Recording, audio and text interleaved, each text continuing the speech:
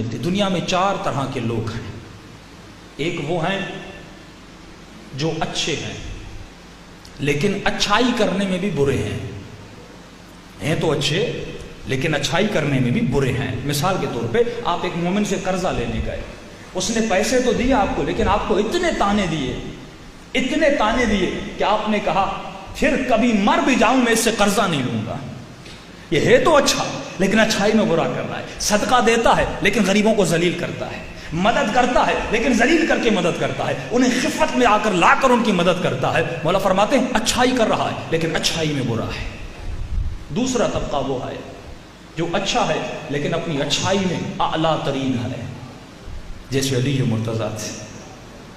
راتوں کو غریبوں میں میرے مولا کھانا تقسیم کرتے ہیں۔ یہ عجیب بات ہے نا، اتنے سال سے 25 سال سے علی یتیموں کو کھانا دے رہے ہیں، یتیموں کو پتہ تک نہ چلا دینے والا کون ہے۔ 3 راتیں گزری، جب دروازے پہ کھانا نہیں آیا پھر یتیموں کو پتہ چلا رات کے اندھیروں میں کھانا دینے والا ہمارا مولا علی مرتضیٰ ہے۔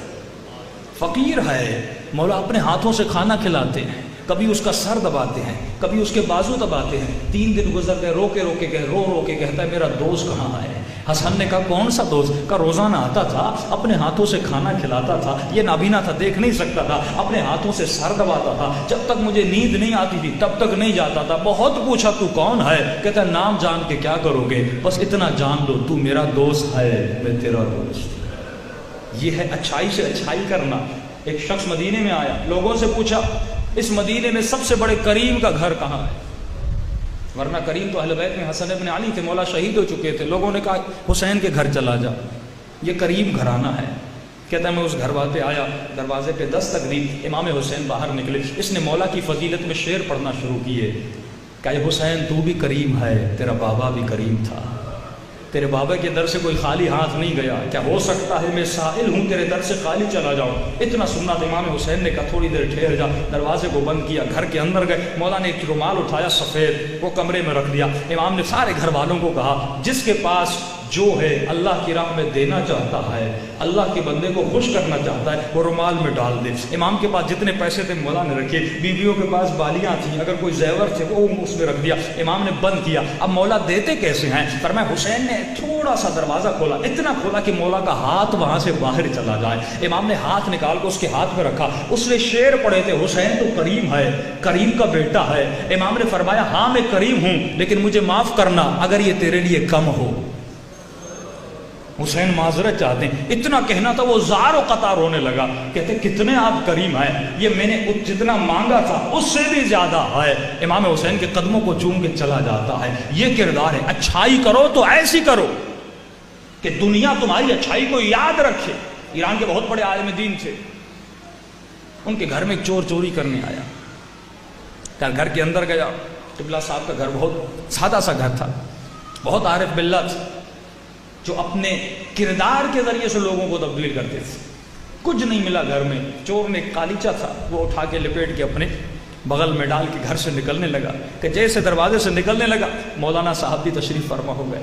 جیسے چور کو دیکھا فرمایا السلام علیکم، آپ پر میرا سلام ہو۔ یہ بیچارہ پانی پانی ہو گیا، کیا کرتا؟ آپ جس گھر سے چوری کر کے نکلے ایک دم آپ کو مالک نظر آئے، انسان کی کیا حالت ہوگی؟ کہ آپ بہت اچھے وقت پہ آپ تشریف لائے ہیں، میں ابھی نماز پڑھ کے آیا ہوں، اندر گھر میں آئیے، ہم آپ کو چائے پلاتے ہیں، پانی پلاتے ہیں۔ یہ بیچارہ کچھ بھی نہیں کہہ سکا، ان کو اندر لے گئے، کھانا کھلایا، پانی پلایا، ذرہ برابر بھی محسوس نہیں کروایا کہ آپ نے چوری کیا ہے۔ ایک مرتبہ جیسے وقت گزرا کہا اے جوان اگر آپ کو کھانے کی بھوک لگی ہو تو میرے گھر میں رہیے، دوپہر کا کھانا بھی میں آپ کو کھلانے کے لیے تیار ہوں۔ یہ جوان شرمندہ ہوتا ہے، کہتا نہیں قبلہ بس مجھے جانا ہے، مجھے جانے دیجیے۔ کہتے ٹھیک ہے تمہیں جانا ہے تو چلے جاؤ۔ جیسے یہ جوان اٹھتا ہے قبلہ صاحب کہتے ہیں اب یہ قالیچہ میرے کسی کام کا نہیں ہے، اے جوان لگتا ہے تمہارے کام کا ہے، اس قالیچے کو لے جاؤ۔ کہتا نہیں قبلہ مجھے ضرورت نہیں ہے۔ یہ جیسے گھر سے باہر نکلتا ہے مولانا قالیچہ لے کے اس کے پیچھے دوڑتے ہوئے جاتے ہیں اور اس کے ہاتھوں میں قالیچہ تھماتے ہیں، بس ایک جملہ کہتے ہیں، کہتے اے جوان علی والے بن جاؤ،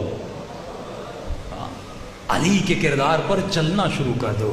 یہ وہ کردار ہے جو انسان کی نیکیوں کو بڑھاتا ہے۔ فرمایا اس دن کے بعد یہ چور ایسا مرید بنا، ایسا متقی بنا کہ روزانہ ان علامہ صاحب کے دروازے پر آتا تھا۔ اس سے بڑا شہر میں کوئی متقی بن نہیں سکا۔ بولا فرماتے اچھائی کرو تو ایسی کرو دنیا یاد کرے، دو گروہ ہو گئے، ایک اچھائی کرتے ہیں لیکن تانے دینے والی اچھائی، دو اچھائی کرتے ہیں ایسی اچھائی جیسا اچھائی کا حق ہے، تیسرا گروہ وہ ہے جو برائی کرتا ہے، معمولی سی برائی کرتا ہے، جیسے چور چوری کرتا ہے، یہ ایک معمولی سی برائی کرتا ہے۔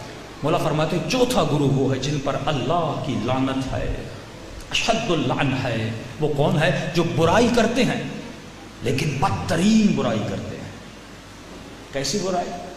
عاشور کا دن ہے، ایک ملعون آتا ہے جب خیموں کو لوٹا جا رہا تھا۔ دیکھیے برائی کرنے کا بھی طریقہ ہوتا ہے۔ کربلا میں ایسی برائیاں کی گئیں کہ آپ کے تصور سے باہر آئے۔ فرمایا یہ ملعون آتا ہے، امام حسین کا جسم پڑا تھا، سب لوگ غارت کر رہے تھے، کوئی خیموں کو لوٹ رہا تھا، کوئی شہیدوں کے جسموں کو کپڑوں کو لوٹ رہا تھا۔ اس کی نگاہ امام کی انگوٹھی پہ پڑ گئی۔ اس نے اتنا بھی صبر نہ کیا کہ انگوٹھی اتارے، اس نے کہا اگر اتارنے پہ لگ جاؤں گا وقت نکل جائے گا، سارے خیمے لوٹ لیے جائیں گے، پھر میں کیا لوٹوں گا؟ اس نے جلدی سے میرے آقا کی انگلی کو کاٹ دیا۔ یعنی برائی کی، لیکن ایسی برائی کی کہ اہل بیت کے سینوں پہ زخم چھوڑا۔ یہ جملہ یاد رکھیے، فرمایا اگر لشکر یزید چاہتا تو ودن 10-15 یا 1 گھنٹہ یا 2 گھنٹہ یا زیادہ سے زیادہ 3 گھنٹے میں سارے شہداء کو شہید کر دیتا۔ وجہ کیا تھی؟